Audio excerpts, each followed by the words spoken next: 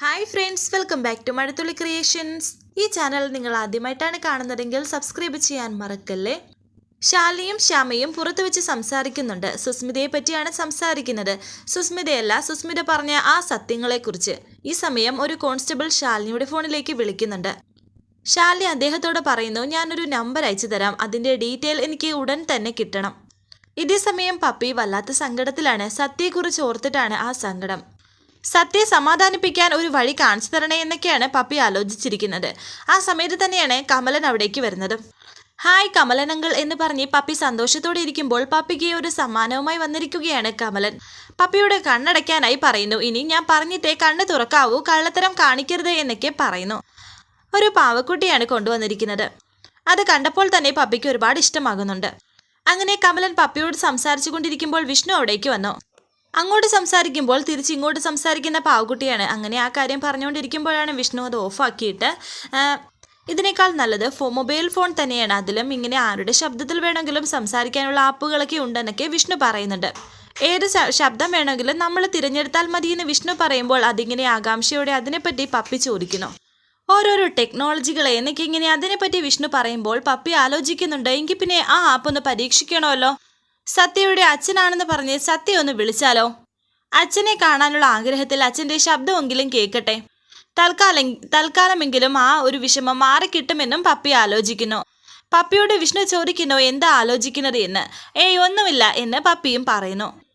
Puppy മോളെ, mock mobile ആപ്പൊന്നും വേണ്ടാതെ ഈ doll തന്നെ ധാരാളം എന്നൊക്കെ ഇങ്ങനെ കമലൻ പറയുന്നുണ്ട്. അല്ലെങ്കിൽ തന്നെ എനിക്ക് ഞങ്ങൾക്കൊക്കെ ഉപയോഗിക്കാൻ മൊബൈൽ വേണ്ടേ? ഇനിയിപ്പോൾ ഓൺലൈൻ ക്ലാസ് തുടങ്ങാറായി, ക്ലാസ്സിലുള്ള എല്ലാ കുട്ടികൾക്കും മൊബൈലുണ്ട്. ഞാൻ മൊബൈൽ വേണമെന്ന് വിഷ്ണു അച്ഛനോട് പറയാനിരിക്കുകയായിരുന്നു. എന്നിട്ട് നീ എന്താ പറയാറുന്നത് എന്ന് വിഷ്ണു പറയുന്നു. നിനക്കൊരു മൊബൈലല്ലേ, അത് ഞാൻ വാങ്ങിത്തരാം. ഇനി അത് കിട്ടാത്തോണ്ട് മാർക്ക് കുറഞ്ഞതാണെന്നൊന്നും പറയില്ലല്ലോ. എന്നാൽ പിന്നെ ഒരു തീരുമാനം ഉണ്ടാക്കാമെന്ന് വിഷ്ണു. കണ്ടോ, ഇപ്പോൾ ഈ ഡോള് വന്നോണ്ട് ഡബിൾ ഐശ്വര്യമാണ്.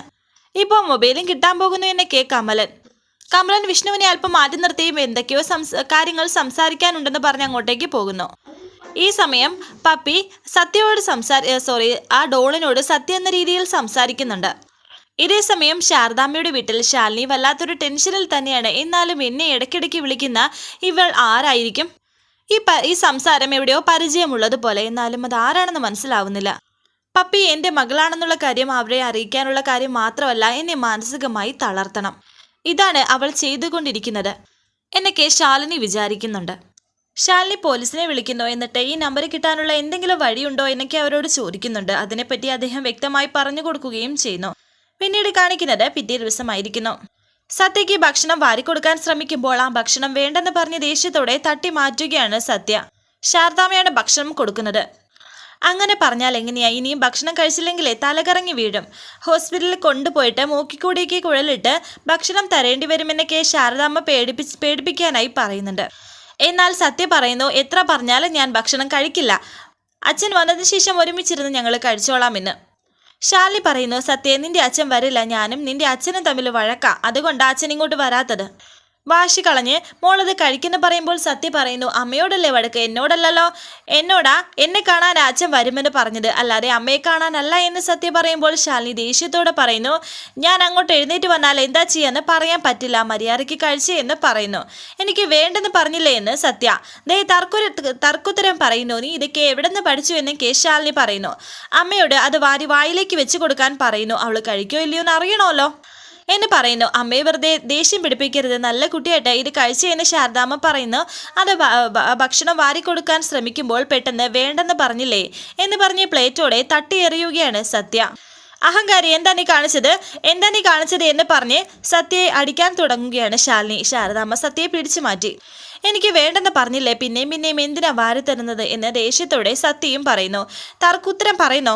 നിന്നെ കൊണ്ട് കഴിപ്പിക്കാൻ പറ്റുമെന്ന് ഞാനൊന്ന് നോക്കട്ടെ എന്ന് പറഞ്ഞ് പ്ലേറ്റ് എടുത്ത് വേറെ ഭക്ഷണം എടുത്ത് വെക്കുകയാണ് ശാലിനി. കഴിക്കേ എന്ന് പറഞ്ഞ് സത്യയ്ക്ക് നിർബന്ധിച്ച് ശാലിനി ഭക്ഷണം കൊടുക്കാൻ ശ്രമിക്കുന്നു. എന്നാൽ സത്യയും അതേ വാശിയിലാണ്. ഇല്ല, അച്ഛൻ വരാതെ ഞാൻ കഴിക്കില്ലെന്നല്ലേ പറഞ്ഞത്, മാറങ്ങോട്ട്, ഞാൻ സാവധാനത്തിൽ പറഞ്ഞ് കഴിപ്പിച്ചോളാം എന്ന് പറഞ്ഞ് ശാലിനിയെ തള്ളി മാറ്റുകയാണ് ശാരദാമ്മ. കുട്ടികൾക്ക് ഇത്രയും തൻ്റെ ഇടം പാടില്ല. ഇവളെ കൊണ്ട് കഴിപ്പിക്കാൻ പറ്റുമെന്ന് ഞാനൊന്ന് നോക്കട്ടെ.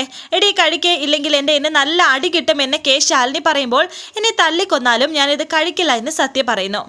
സത്യ വീണ്ടും അടിക്കാൻ തുടങ്ങുമ്പോൾ ശാലിനിയെ തടയുകയാണ്, ശാലിനിയെ വഴക്ക് പറയുകയാണ് ശാരദാമ്മ. നീ കുട്ടിയെ തല്ലി കൊല്ലുമോ എന്ന് ചോദിക്കുമ്പോൾ പിന്നെ ഞാൻ എന്ത് ചെയ്യണം അമ്മേ?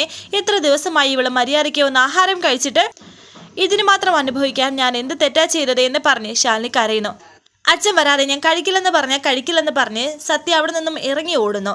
ഇതെല്ലാം നമ്മൾ ഉണ്ടാക്കി വെച്ച പ്രശ്നങ്ങളാണ്, ഇത് നമ്മളായിട്ട് തന്നെ പരിഹരിക്കണമെന്ന് ശാരദാമ്മ ശാലിനിയോട് പറയുന്നു.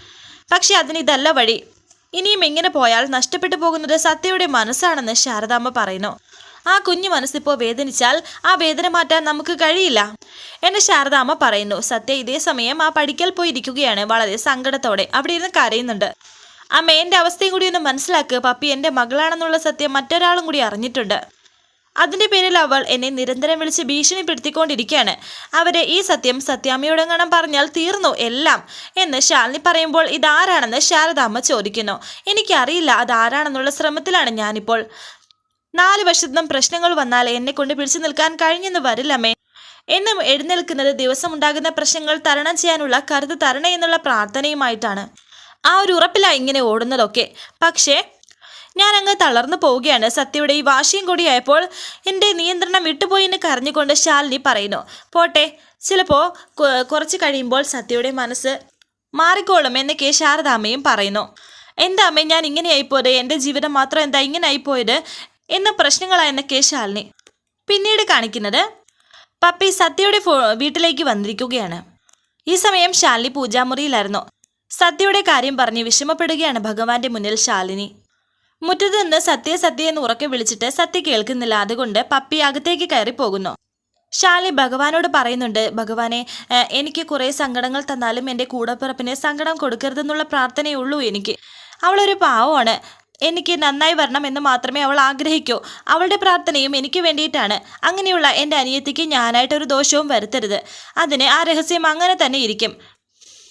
പപ്പി എൻ്റെ മകളാണെന്നുള്ള സത്യം ഒരിക്കലും സത്യാമ്മ അറിയരുത്. ശ്യാമയ്ക്ക് ഇതിൻ്റെ പേരിൽ ഒന്നും സംഭവിക്കരുത്. എനിക്ക് എന്ത് സംഭവിച്ചാലും ഒരു കുഴപ്പമില്ല. പപ്പിക്കും ശ്യാമയ്ക്കും ഒരു കുഴപ്പവും സംഭവിക്കരുത്. എല്ലാവർക്കും നല്ലത് വരണമേ എന്ന് ഞാൻ ആഗ്രഹിക്കുന്നുള്ളൂ. കാത്ത് രക്ഷിക്കണേ എന്നൊക്കെ ശാലിനി പറയുന്നുണ്ട്.